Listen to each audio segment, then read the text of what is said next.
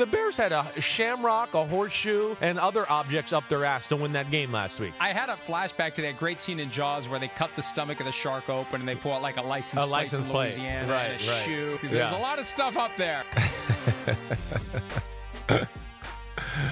That was last week on the Joint Mega Picks podcast. I'm sure there will be a moment at some point today that is worthy of the lead-in next week. There has to be one. It's just a question of which one will be best. I wonder what Pete would do if we just gave him nothing. What if we just were, like, we should conspire to show up for one of these and just be, like, straight by the book, very flat, and just like, yes, I like the Steelers. We're not capable. That's what I know about us. You and I are not capable of doing that. We'll go down some wormhole of something at some point.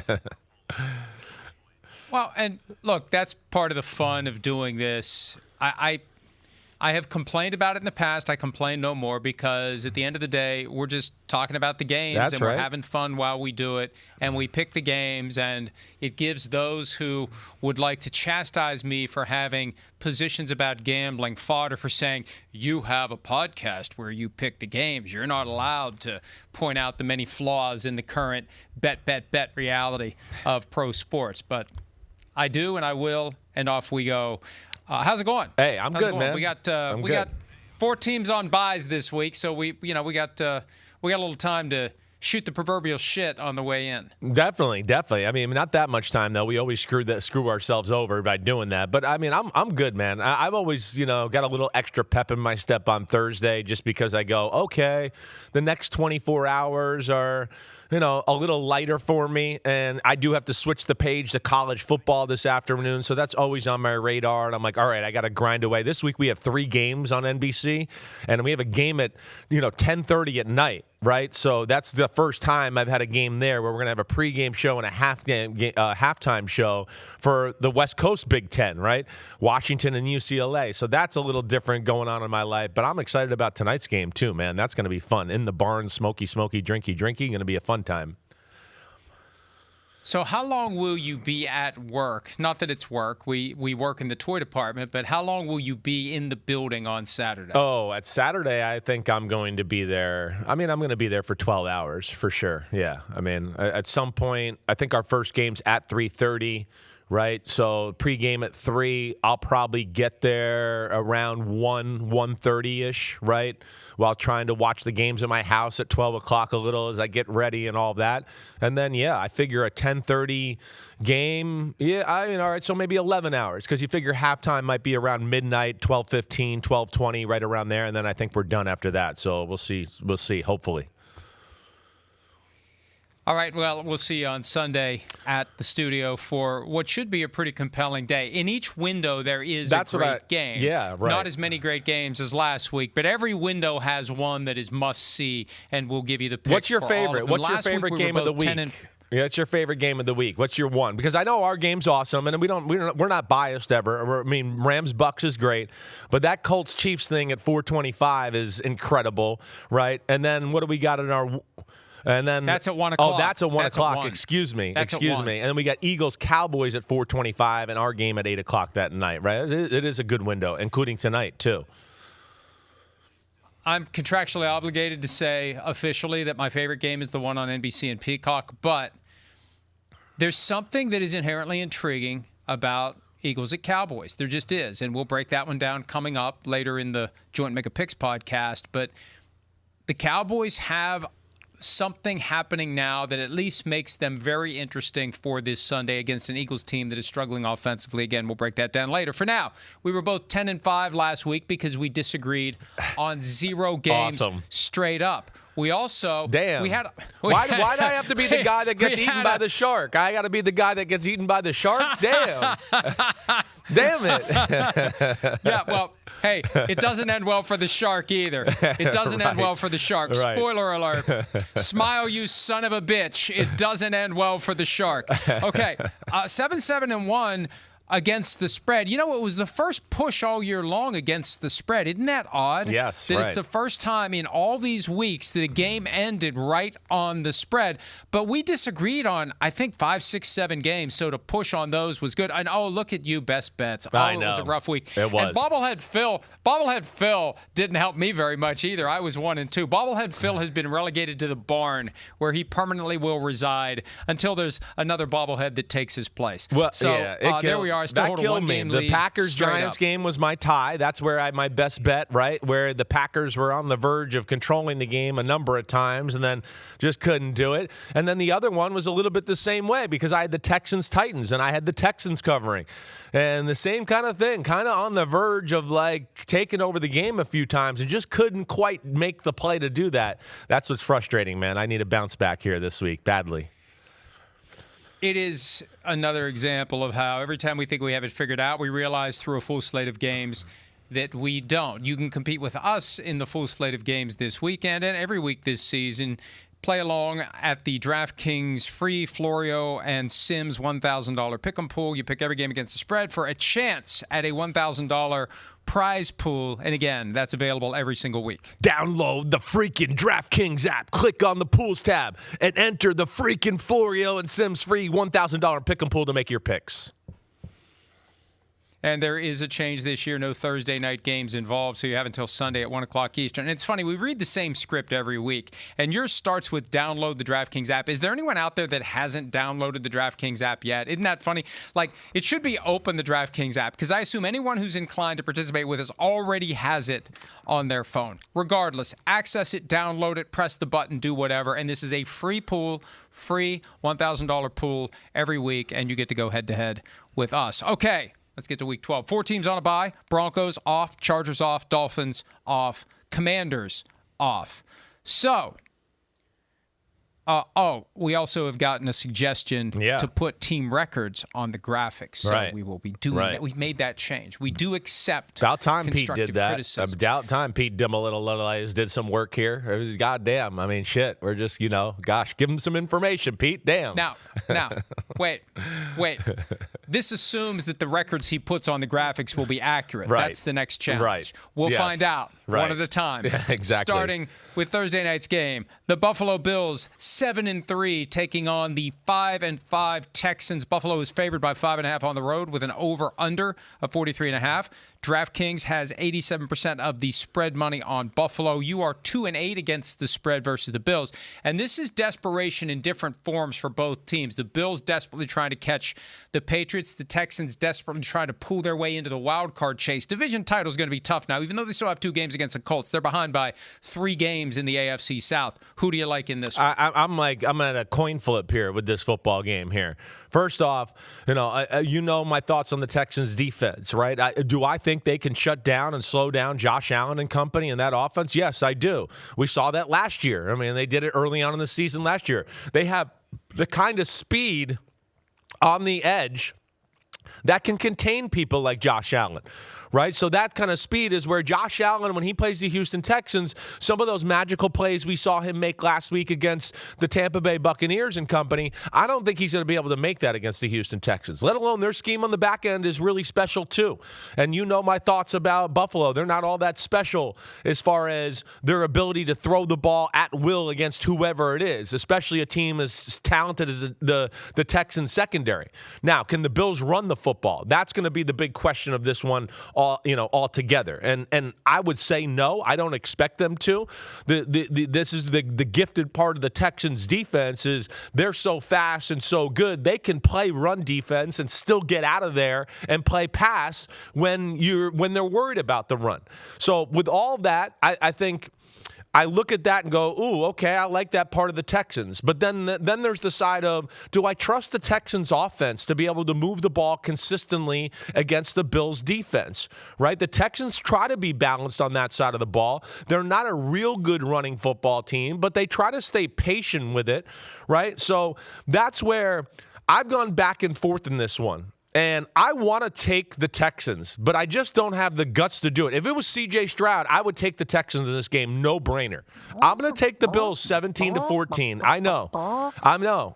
There's a part of me that wants to flip it and really go 17-14 the other way. And you know what? Screw it. I'm going to go with the Texans. I'm going Texans 17-14. I am. I'm doing it. Yep. I may regret that. It did. Come Thursday night. For me, the analysis is very simple. All due respect to Davis Mills. Yeah. Josh Allen versus Davis Mills in prime time with postseason implications oozing from it. How can you go against Josh Allen, even with that great Texans defense? But it was enough to get me to find a number, even though, as you know, I don't look at the spreads, but I had a feeling 21-17 would give me that needle, that it was more than a 4-point spread, and it is. It's 5.5. I think the Bills will do enough. I think the Bills understand the stakes here. They are desperately chasing the New England Patriots, and I was talking about this earlier, the Bills had their years before the Patriots got good again, and now it's like, oh shit, the Patriots are good again. Right. You gave us 3 years off? I mean, come on. Right. I want to run something by you that I thought of earlier today. I know we got to get on to the next game, but Keon Coleman reportedly will be a healthy scratch on Thursday night, and it originates from the same outlet that reported first last week that Keon Coleman was going to be a healthy scratch. So that outlet has an in with Keon Coleman's camp, I assume. Is it possible that this Keon Coleman situation is kind of a microcosm or a test case of the overriding question, is it the talent or is it the coaching? Because it's the GM that drafted Keon Coleman early in round 2 last year, and it's the coaching staff that is seeing fit to keep Keon Coleman out of uniform the past couple of weeks. And I always look for that when pressure is applied and teams aren't living up to the standard. Is there going to be that dysfunction, that disagreement where there's a player who, under the politics of football, hey, we got to play this guy. We got to justify this pick. Right. This is a guy we put a lot into. We could have had Xavier Worthy. We traded down. We took Keon Coleman. Right. Versus a coaching staff that's like, screw this. I just got to win games, and he's not doing enough to help. And, oh, by the way, if the owner wants to know why our high pick isn't playing, I didn't pick him. Yeah. I got to coach the 53 guys I have. Right. So I just wonder whether there's just some of that because the Bills clearly aren't living up to what was expected of them this year. No, I hear you. I think McDermott and Brandon Beane are on the same page with a lot of things, and I think something like this wouldn't happen without them all just going, forget it. Don't play him, right? I think it's gotten to a point where they're like, both sides are willing to go, let's not double down on a mistake and screw our offense over just because of that, right? So I'll give them credit there. And, just with my knowledge of them and how they operate, I would think that was a conversation that goes down in totality with everybody there to make that type of move. But Pete will tell you 2 weeks ago when they played Miami, I looked at that film and I came back on my podcast and went, man, Keon Coleman, I don't know if he even cares about playing. He was the first read on a few plays. Josh Allen hits his back step. He's ready to throw. And Keon Coleman's just kind of jogging like 80%, not even where he needs to be. That was concerning, let alone we know he's not that super explosive anyways. And, it speaks to the problem of they're a little scary with the playmakers there. Last thing I'll say before this, Mike, and you tell me what you think here. The Texans, too, I worry about there's such an emotional fly around, go crazy type of defense. Can they do that on a short week and rev it up again so quickly? That's something I do worry about with these Thursday night games with a team like the Texans who are not real big and they're all predicated on fly around and run through the wall and go crazy. It's not easy to rev it up as we always talk about, 3-4 days later. Well, and if you put too much into it, you over-pursue, and Josh Allen slips past you and buys enough time, and he finds a guy 50 yards down the field wide open for a touchdown like we saw on Sunday against the Tampa Bay Buccaneers. So Josh Allen is a dangerous guy to be all revved up and hyped up and chasing around because he's the guy that you have a hard time catching. All right, we move to Sunday, early, 1 o'clock Eastern. The New York Jets traveling to Baltimore to take on the Ravens. The Ravens have won 4 in a row. They are facing the 2-8 Jets team, who, and a little intrigue here, Tyrod Taylor got his career started as a backup with the Ravens. He's one of the last guys who was like a backup quarterback.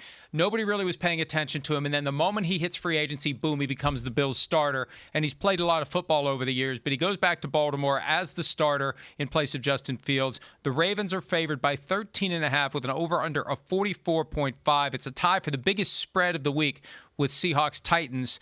I assume you're going to pick the Ravens to win. Right. The question is, will the Ravens cover this one? Yeah, 13.5's a lot, right? And I do think there's going to be a little bit of a bump for the Jets offense with Tyrod Taylor playing quarterback.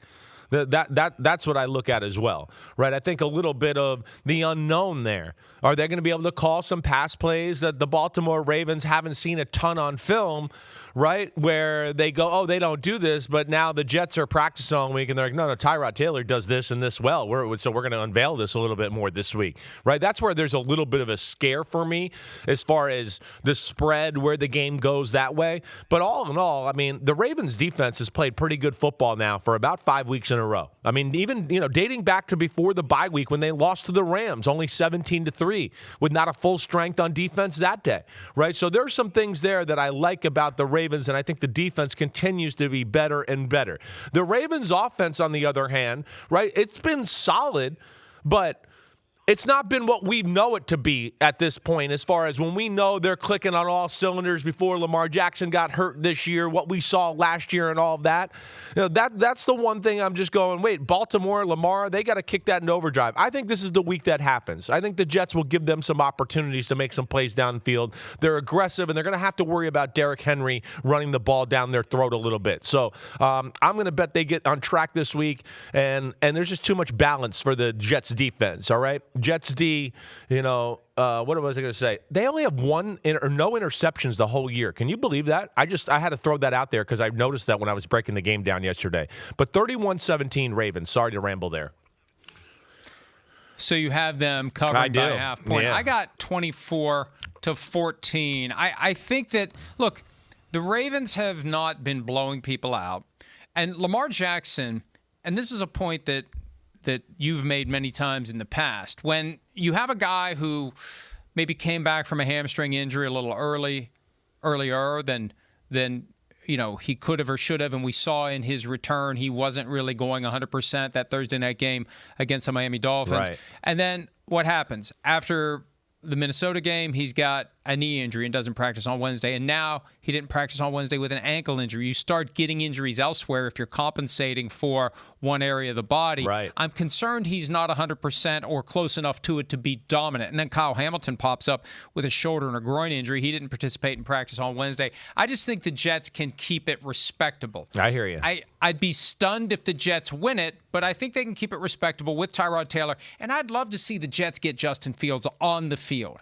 Get him in the backfield. Let him do what he does. Screw with the Ravens. Make them wonder what the hell's going to happen. I mean, you need to be creative. You need to be daring. You need to do something to change what you've done so far. Right. And at this point at 2-8, why not get value out of Justin Fields? Put your best 11 guys on the field. And if Tyrod Taylor is determined to be the best quarterback, Justin Fields has got to be one of the best skill position players you could put out there. I'd love to see that happen as a package or on a regular basis. I doubt it will. Regardless, I got the Ravens 24-14, putting pressure on the next team we'll talk about, the Pittsburgh Steelers, 6-4 and in first place in the AFC North, holding that one-game lead over the Ravens.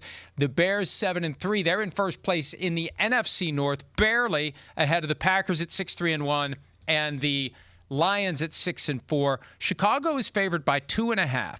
This is one of 3 games this weekend where both teams have winning records. I have picked the Steelers to lose just once against the Colts, and of course, the Steelers won that day. Who do you pick to win when Aaron Rodgers or Mason Rudolph or, hell, for all we know, Will Howard lines up to play quarterback for the Steelers in Soldier Field on Sunday? Well, there's one, I think it's going to be a close game.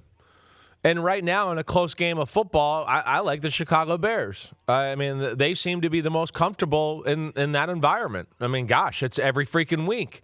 Right? The Steelers, I kind of feel like, and maybe you could correct me if I'm wrong, but just, with my gut, remembering their wins from the year. When they win a football game, it's kind of like they control the game from the very get-go, and it's not close. It doesn't come down to the very end that way. So there's a little bit of part of me that goes, yeah, in a close football game, I like the Bears. Now, Caleb Williams, we know is getting better, all of that, but him doing some of his crazy stuff, running around, holding the ball maybe a little longer than he should at times, right?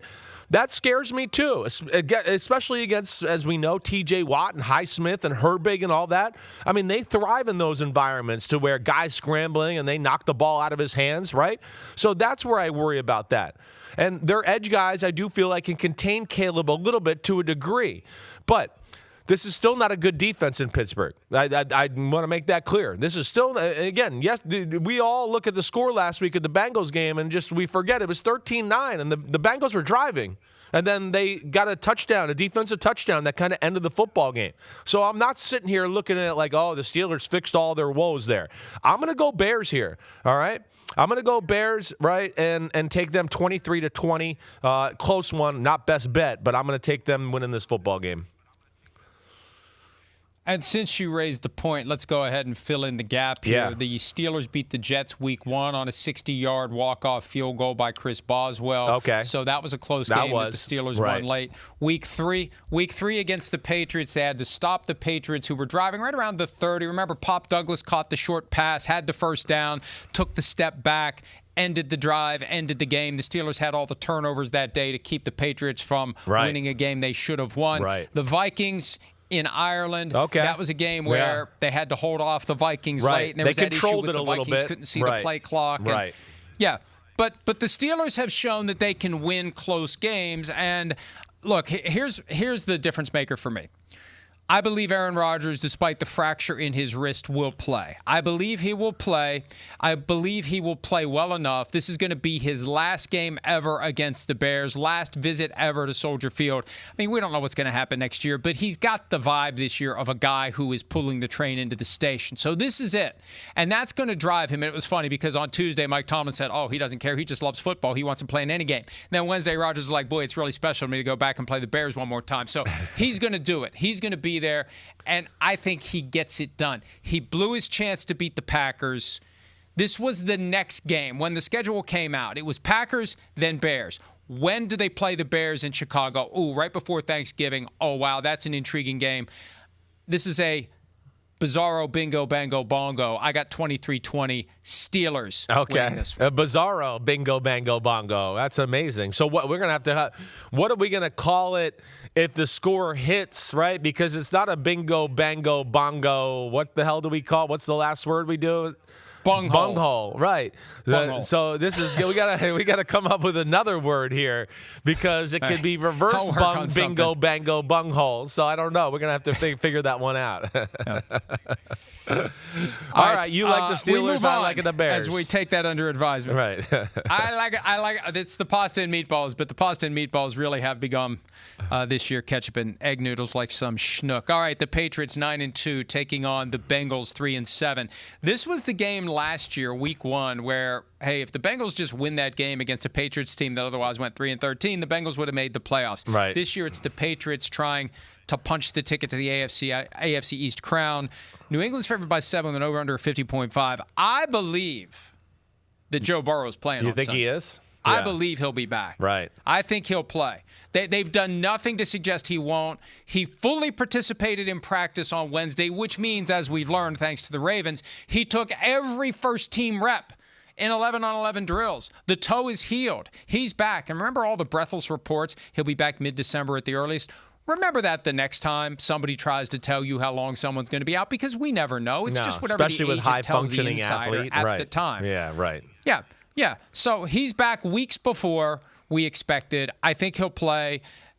It changes my impression of the game, obviously. Is it enough for you? And I don't know whether you're assuming him to play or not, but either way, do you think the Bengals can get to 4-7 against a Patriots team that has looked unbeatable lately? Yeah. Well, I mean, let me just start with I'm almost. There's a part of me that's surprised that we're rushing this back, right? Oh, yeah, for one day of full practice, let's play them now. Let's play them. I mean, what's the rush? What's the rush? I just don't understand that. That's what I would say first off. I mean, Bengals, I know they're mathematically still alive, but they're really not. Sometimes that's where, again, analytics are wrong. You're not alive. You're going to lose. You're going to lose a few more times here. And it'd be a shame if we lost Joe Burrow this weekend and he re-injures the toe and it becomes a thing that we go all into the offseason and it's like, oh, maybe he tore the ligament in that same toe again. And here we are in the regular season next year going, man, Joe Burrow hits that toe. It takes a long time. I don't know. I mean, I don't know what the rush is. That's my big thing. And yes, the Patriots are on another level from the Bengals right now. And on top of that, Mike, I mean, I don't think that Joe Burrow is just going to, you know me, I think Joe Burrow's the man. But do I think he's just going to come back and be like, oh, zoom, I'm taking over the offense and going to throw for 500 yards? No, I don't think that at all. And then with no Jamar Chase on top of it, right? I mean, honestly, there might be a setback in the offense with Joe Burrow, who's just getting comfortable playing the game again. I don't look at it and go, well, Flacco will score 27, Burrow's in, now they'll score 37. Like, that's not what I look at all. Can the Bengals stop that offense? I don't think so. And then, as you know, they let up a lot of big plays, and the Patriots are one of the most explosive offenses in football. And then that defense is damn good. So I'm taking Patriots 37-21 here. Wow. Yeah. Wow. You've got it as basically a blowout. Yes. Look, I think the return of Joe Burrow will give the entire team a lift, even the defense. And yes, it hurts to not have Jamar Chase. As we joked earlier in the week, if the Steelers were 9-2 right now, their position on the Jamar Chase spitting on Jalen Ramsey would be, are we sure we want to, do we really want to suspend the guy for that? Maybe we should let him play against the Patriots, but the Steelers currently aren't jockeying for position with New England. Other teams in the AFC are, and New England, I think, and I agree with you, they keep winning. I've got several of these this week where I'm picking a cover by the team that I'm picking to lose. Okay. 34-30, pasta and meatballs, first number that came to me. I think the Bengals will keep it close. The Bengals are getting closer and closer to being done. Their only chance is to win the division. Put the schedule back up, please. They've got a storm of games coming up. Yeah, they do. The next four. Right. They've got the Patriots. They've got the Ravens twice. They've got the Bills sandwiched in between. But after that, it gets a little easier. And when you look at the fact that they've got the Ravens twice, so they control their situation with the Ravens. Yeah. And the Steelers still have to play the Ravens twice. It isn't that crazy. Even though they're in third place, they're 3-7. Ravens are 5-5. Steelers are 6-4. It's not impossible. It's not impossible No, I know. for the Bengals to pull the inside straight and win the division. I don't think it's likely, but I can see why Joe Burrow would want to come back. I can see why he'd have that urgency because last year they came so close.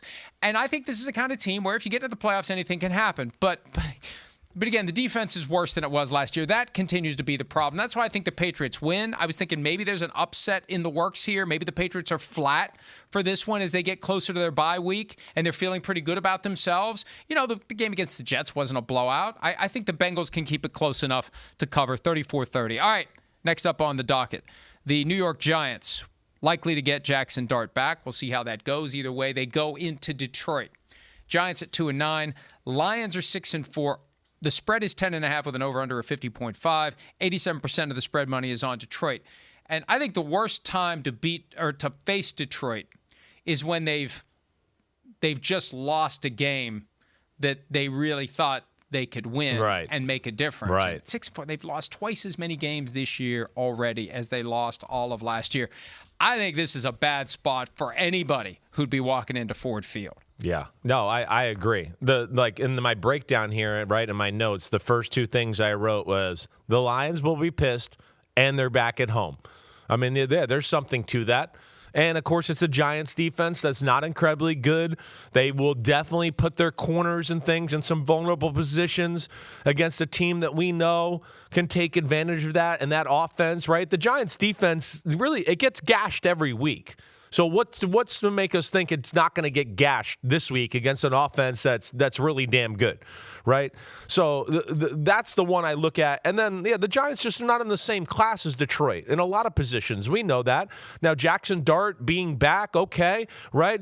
Is he rusty? I don't know. I'm like that Jackson Dart's playing. He needs to keep playing and growing as a player. We just got to beat it into his head about protecting his body a little bit, right? And unlike Joe Burrow, I don't think the absence has been so long that he'll be totally rusty and crazy that way. But nonetheless, it's just they don't have enough firepower to keep up with the Lions and what they're doing. And I think the Lions will be totally focused and on their game this one. I'm going Lions 38-20. I got 45-20, so it's your score plus one more touchdown by the Lions. And on Jackson Dart, he was a limited participant on Wednesday, and as we learned with the whole Ravens-Lamar Jackson brouhaha, limited participation means anything from individual drills all the way up to one snap fewer than your full allotment. That's limited. That needs to change because it's way too broad. He still has to pass the various clearances and levels to get the permission to play on Sunday. There's no guarantee at this point that he will. Either way, Jackson Dart, Jameis Winston, Russell Wilson, Y.A. Tittle, it's going to be 45-20. Detroit Lions win the game and keep pace and maybe catch the Bears, at least in the loss column, if the Bears lose to the Pittsburgh Steelers. All right. The other two teams in the NFC North getting together at Lambeau Field. The annual meeting between the Vikings and Packers in Wisconsin, border war. Vikings 4-6. They've lost 2 in a row after getting what seemed to be a signature win in Detroit. The Packers 6-3-1. They beat the Giants in somewhat sluggish fashion on both sides of the ball after losing 2 in a row at home. Green Bay is favored by 6.5 with an over-under of 41.5. Do you want me to go first? Well, yeah, of course. I like it. And today, you've threaded the needle, on 3 games so far? I mean, you're like the grandma knitting on the chair all day long here. I got the where you do the right. All right. Okay, so the J.J. McCarthy story is fascinating to me. He's got clear mechanical flaws that cause him to miss passes. Yes. And I think he's thinking too much. I think he's got too much to think about. I watched his press conference yesterday, and he talked about how he's basically relearning the entire quarterback position, rewiring his brain to play quarterback the way Kevin O'Connell wants him to. And the balance is getting him up to speed in the offense versus doing what works to win a given game. Right. And they're so close to being done that I'm assuming that this week's game plan will be, let's just do the stuff that he can do, and let's find a way to capture the magic when he stops thinking. I think the reason we see him catch fire late in a game is there's no time to think anymore. I hear you there. I have to just go do. Right. When they play with tempo, they need to use tempo more often. They need to run the ball more often. They need to not let him think too much while he's learning all of this. He said yesterday he's like a cork about to pop off of a bottle. Okay, fine, let's see it. But this is an opportunity in a spot where they're not favored, where they're not expected to win, and the storm clouds are around them. This is a classic 2025 Vikings win the game, and everybody's like, I didn't see that coming. 24-20, Vikings win. J.J. McCarthy has the kind of day that makes us think the cork has come out of the bottle, and then next week the cork's going to go back in the bottle. Well, I hear you. Right? I mean, I wrote on my first thing I wrote, if the Vikings had better QB play, I'd pick them to win the upset or win the game this week and pull off the upset. Because I don't trust the Packers either. I mean, you just heard me talk about when we were talking about the Giants game. I mean, the Packers' inability to get off the field, I mean, it's incredible. It really is. Their defense and their secondary can just never seem to make the play in that moment to shut down a receiver, cause an incompletion, do anything like that, right? I don't trust the Packers' offense either. That's even worse. I don't trust them. I mean, as you've heard me say a number of times over the last few weeks, if it's not man-to-man and we can just throw the ball up that way, basically, they can't make a play right now in their offense. It's another one where I'll sit here, as much as I love Jordan Love and I see a lot of top-end play, I just go, why did they jump? Why did they get out in front of $55 million, him, Tua, Trevor Lawrence? I mean, why did they negotiate against themselves? All to prove that we got got the quarterback. We're going to show you that I made the right decision. We got the quarterback. So we're going to ruin our team and pay him a lot of money and way more money than anybody else would pay him. So that's another one there that, yeah, his game's got to pick up. And the defense can't play man-to-man in tough situations. So I worry about that with a team like you guys and Addison and Justin Jefferson and Hawkinson. That's scary too, right? But all in all, I just don't trust the Vikings, but would not be shocked if they pulled off the upset. I'm going to go Packers 24-17, so I'm along the same lines of thinking of you here. I just can't quite pull the trigger like you can. You know, I'll no longer wonder why Brian Gutekunst avoids both of us when we're at a Packers game about Jordan Love's contract. But you're right. They should have a Malik Willis package. They won't do it because they have to prove that Jordan Love's the guy. But you're right. Jordan Love has too many lapses in big moments, and he had that moment last week where, you know, against the Giants, the team that currently is the shining example of protecting your quarterback. Right. He should have slid. He didn't. He took a big hit. He was out of the game. Malik Willis comes in and reminds us he can play at a high level if he has a chance. Colts at the Chiefs. Colts were off last week. They're 8-2. Chiefs increasingly desperate at 5-5. 50.5 over/under, tied for the highest of the week. The Chiefs are favored at home against one of the best teams in the NFL by 3.5 points. Do the Chiefs finally win a must-win game, Chris? Well, I'm going to say no. I'm going to say no here. I'm going to go with the Colts. I don't feel comfortable about it. It's not going to be my best bet, but you know, one, you give Shane Steichen and company extra time to prepare and do that. I think Shane Steichen's scary that way, right? And then we talk about a Chiefs defense that I don't think is as good as in years past, as you've heard me say a million times, right? And I think this is a bad matchup for them too, because they're almost a little bit, in a lot of ways to me, in a different style of play, like the Buffalo Bills. If you're not balanced, right, if you have something, they'll go all in on that and stop that. You can't do that against the Indianapolis Colts. You can't just go, oh, I'm worried about their run game. I'm going to load the box and play man-to-man. Because that's what they were worried about in Denver last week a little bit, and Denver hit big plays against man-to-man. So I think they're going to be concerned with that. And playing man-to-man against Shane Steichen and all those weapons and the creativity he's got and his ability to cross people up and do all that, yeah, I worry about that on the Chiefs' defense. The Colts can run and pass at an elite level. Plus, right, Colts D, zone defense, okay, so now I look at that and go, well, that's advantage Kansas City. Kansas City should be able to move the ball. But, you know, I've said that a few times in the last few weeks, and this is where I'm going to self-scout thyself. Teams, when they play Kansas City, are emboldened to play man-to-man, Mike. They're not scared of it because of the way they run their offense, and there's really nobody scary. I know Xavier Worthy runs 4.2, but it doesn't show on a football field. He doesn't run by that many people. If he gets bumped once, hit 4.2 goes to 4.5 in a hurry. So that's an issue there, right? And let me just get to my last points. Right, the Colts can get after the QB, so they're going to be able to get over Mahomes and that way. And they're hard to score TDs against, as you've heard me say before. They bend, but they don't break. I'm going to take the Colts. I think it all ends this weekend. Colts are the kings of the AFC. The Chiefs will officially not be anything in the AFC this year. I'm going to go with what I've seen all year long. I'm going to go Colts 24-21. Wow. Yeah. And it's funny you mentioned Xavier Worthy. The other night when we were watching the Monday night game, my son and I told him the stories of guys like Rocket Ishmael and Desmond Howard who just couldn't get off the line of scrimmage at the NFL level. Right. Like in college, they're running free. They come to the NFL, they got a guy right across from them that keeps them from getting into their route. Exactly. And it hampers their ability. Exactly. And it puts more pressure on the team to find ways to get him in the backfield, get him a running start. Exactly. Avoid Stack that him behind jam. somebody. And when you're right. 107. Yeah. When you're 175 pounds, you're going to lose that battle more often than not.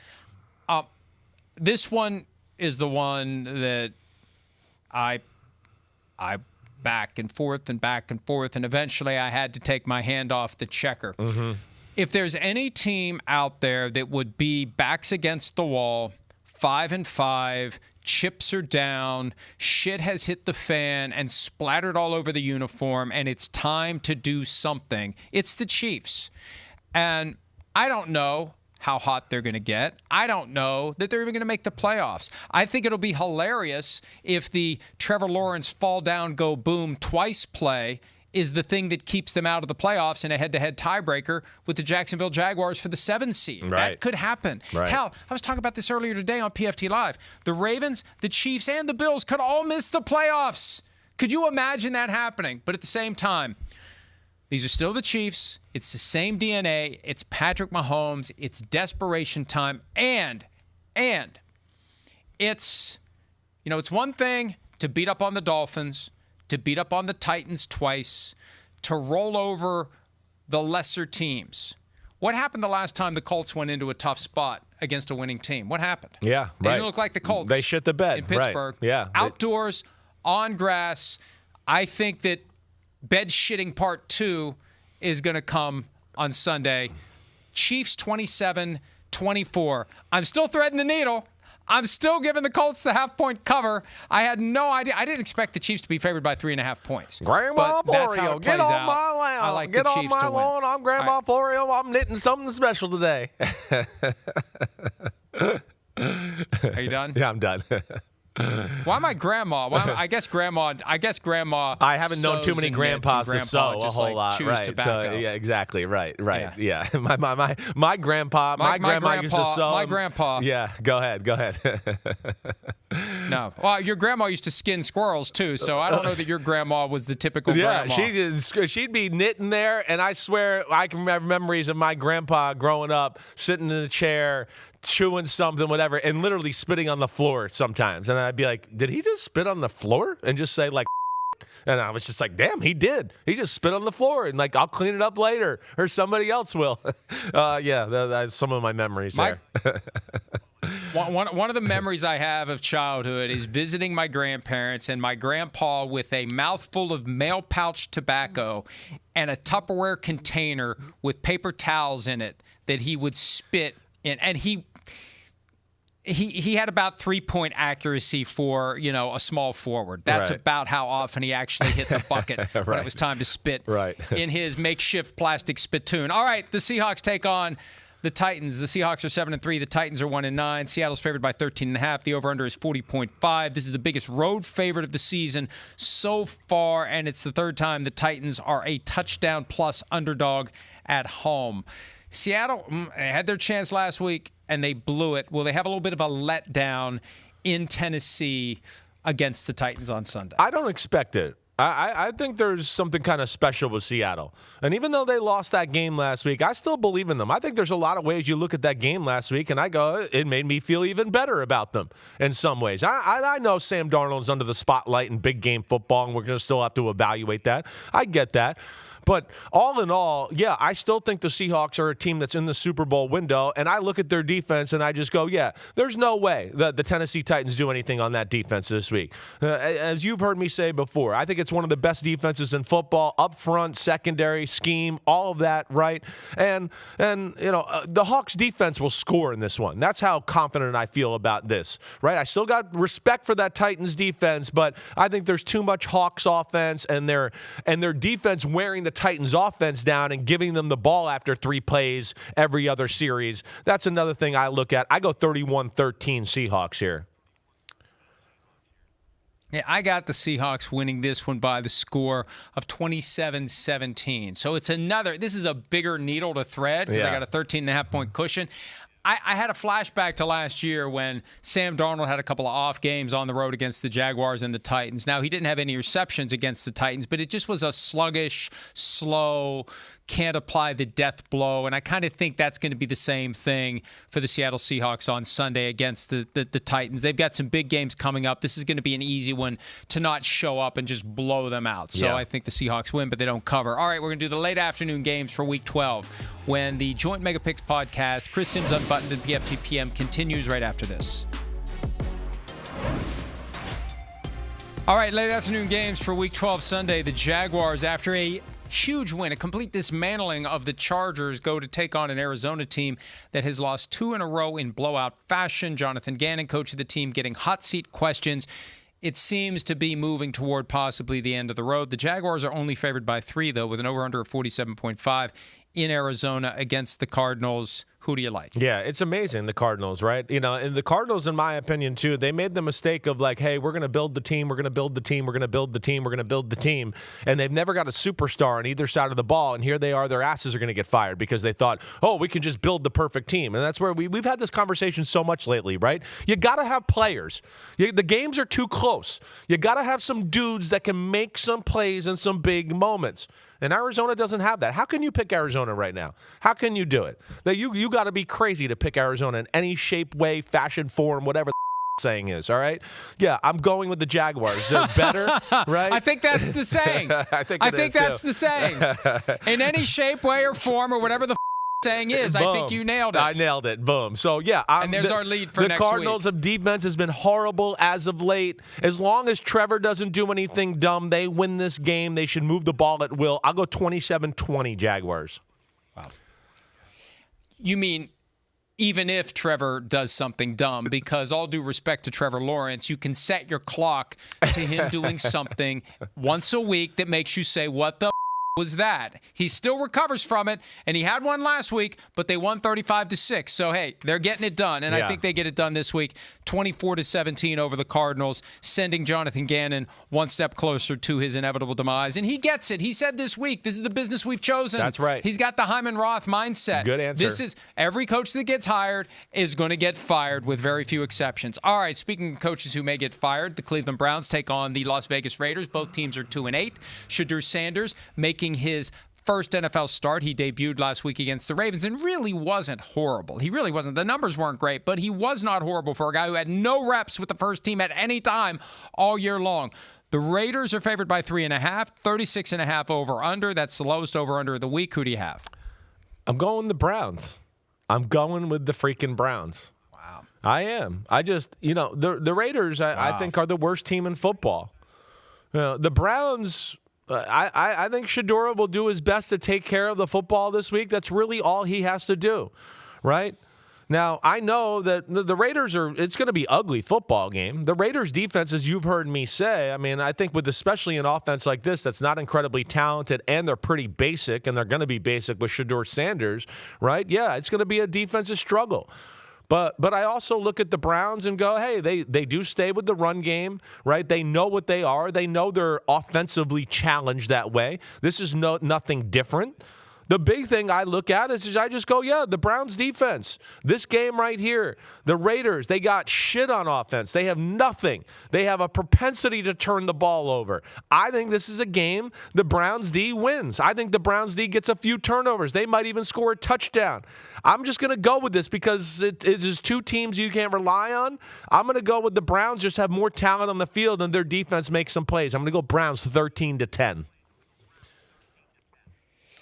Here's what did it for me.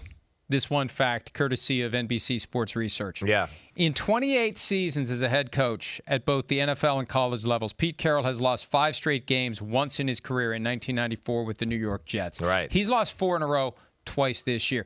This may be the last best chance the Raiders have to win a game. And I would suspect that Chip Kelly has been told in no uncertain terms, this week we run football with Ashton Genty. We take some of the steam out of the Browns' pass rush. That's our only chance.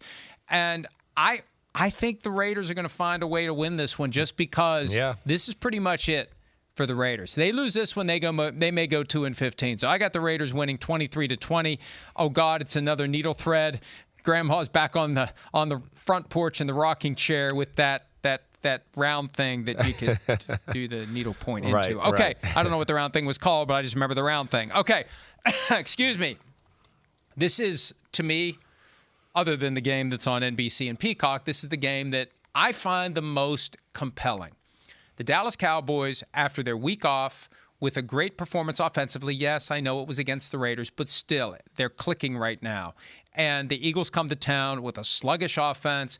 Reports this week from well-respected and experienced reporter Derek Gunn about the source of the frustrations with the Eagles offense. That's not going away. They roll in 8-2. The Cowboys are 4-5-1. Dak Prescott's record at home against the Eagles and the rest of the division is phenomenal. The Cowboys are a different team at home. They are 3-point underdogs with an over-under of 47.5. Do you think the Cowboys have a chance to win this one? Yeah, I do. You know, the Jalen Hurts conversation is fascinating, right? I've gotten so many texts this week from people just around the league, you know, people in the media like, oh, maybe you were right about this Jalen Hurts stuff.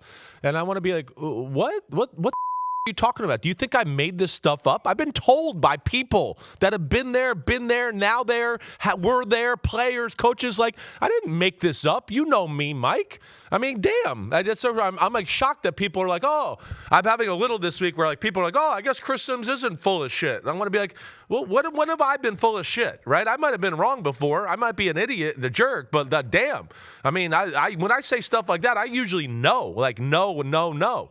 And yeah, there's an issue there. So we'll see where it goes. But the Cowboys offense has the ability to attack this Eagles defense a little bit, I think. I think when you play the Eagles, and you've heard me say this a few times, you got to be willing to throw the ball outside the numbers a little bit. They will give you completions out there because they play a lot of coverages that almost are like one-on-one out there. And they have the type of guys that can back people off, back the corners off. Oh, no, he's going to go deep, and you put the brakes on and run a comeback or an out route. And, of course, they have the offensive line that I think can protect Dak Prescott, too.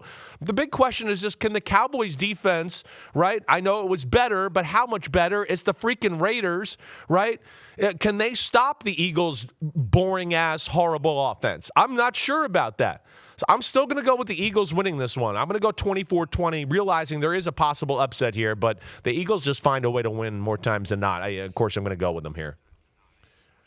Well, it may be 24-20. It may be 24-20 late in the game, but then George Pickens shows up and makes a great catch, makes a great run. Yeah. Right? Yeah. And I'm having flashbacks to the 70s because when I was growing up, living at home, my dad, the bookie, he hated the Steelers because all the people in town would always bet with their hearts on the Steelers, whatever the spread was. And in the early 70s, whatever the spread was, they'd cover it. And he loved the Cowboys because there was that Steelers-Cowboys thing, and everybody in town hated the Cowboys, so they would bet against the Cowboys, so always needed the Cowboys to cover.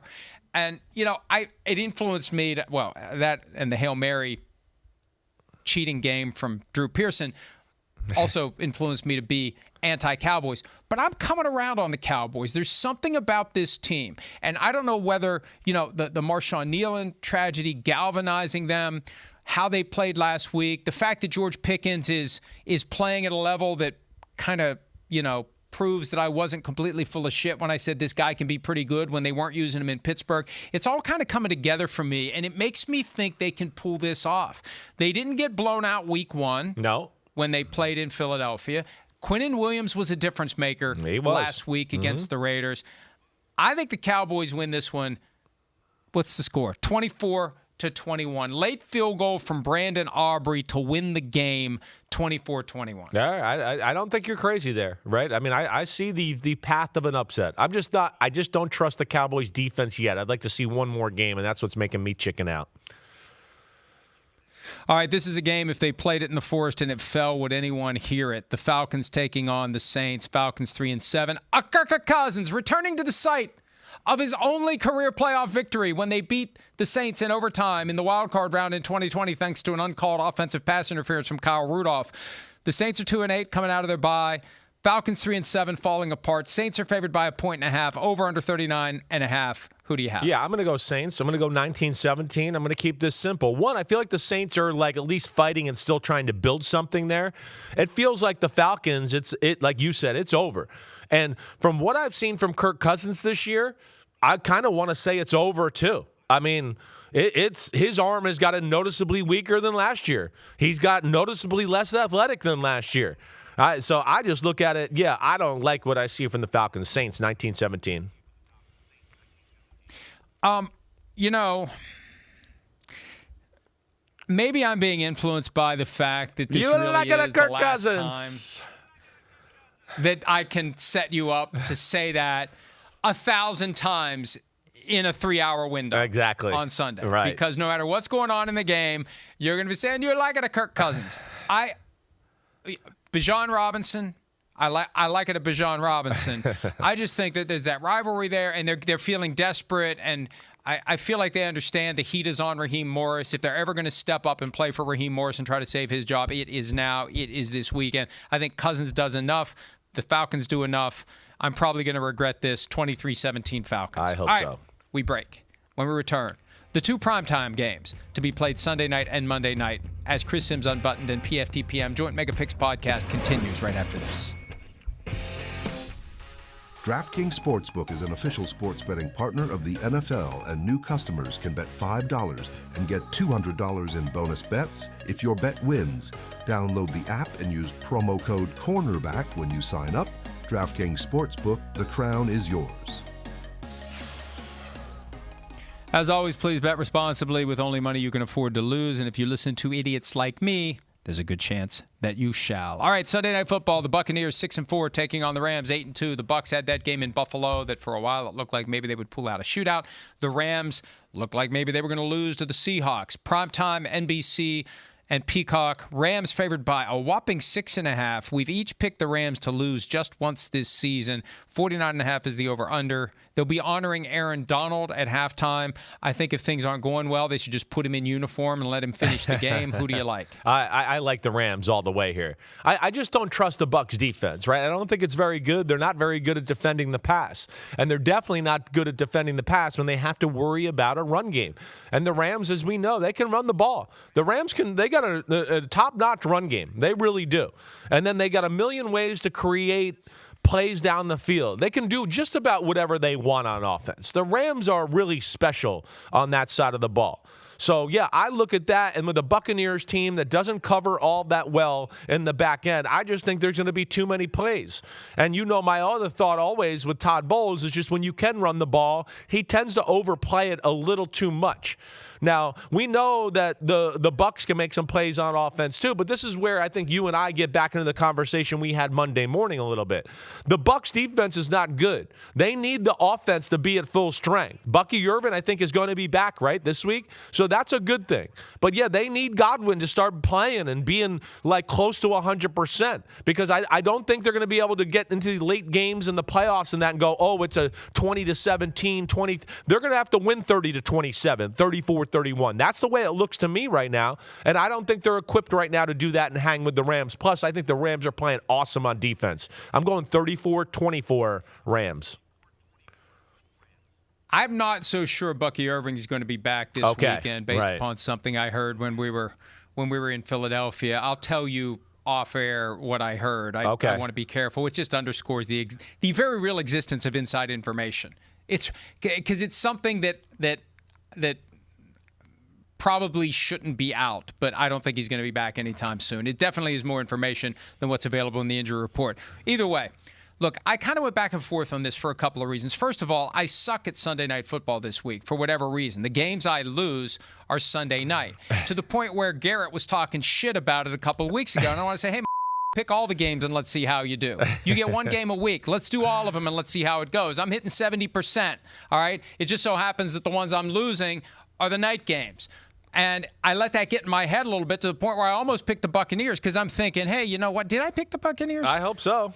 I ultimately went with the Rams. I was thinking about taking the Buccaneers just because, everybody's going to take the Rams. We're all going to be on the Rams.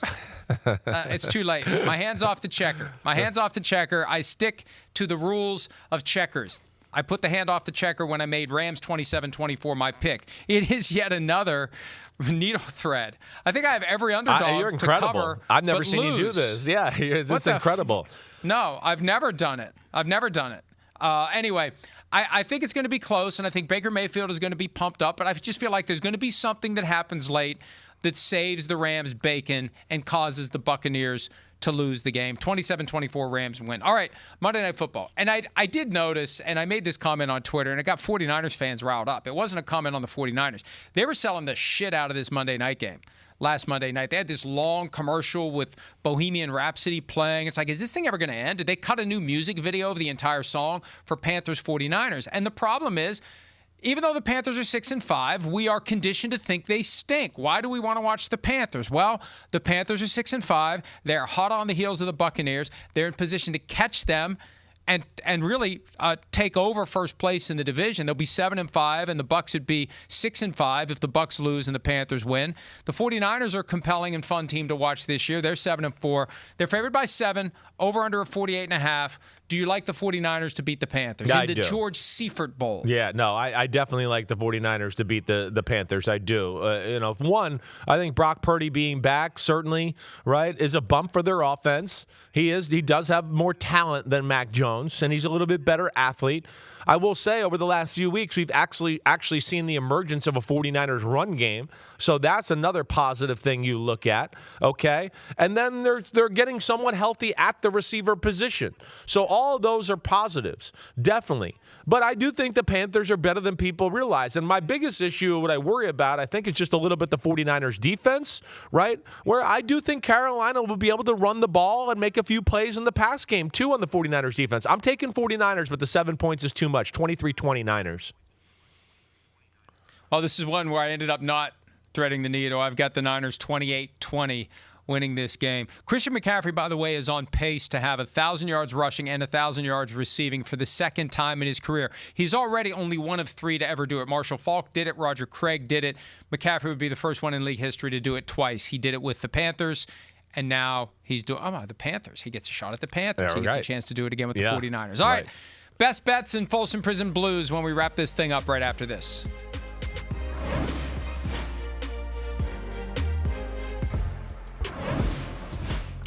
All right, best bets in Folsom Prison Blues time. This is a tough week for me because I've picked so many underdogs to cover but not win. How the do you have a best bet there? How do you do it? I don't know. Right. I still have 3. What the hell? And I'm only a half game behind you, so this is my chance. Yeah.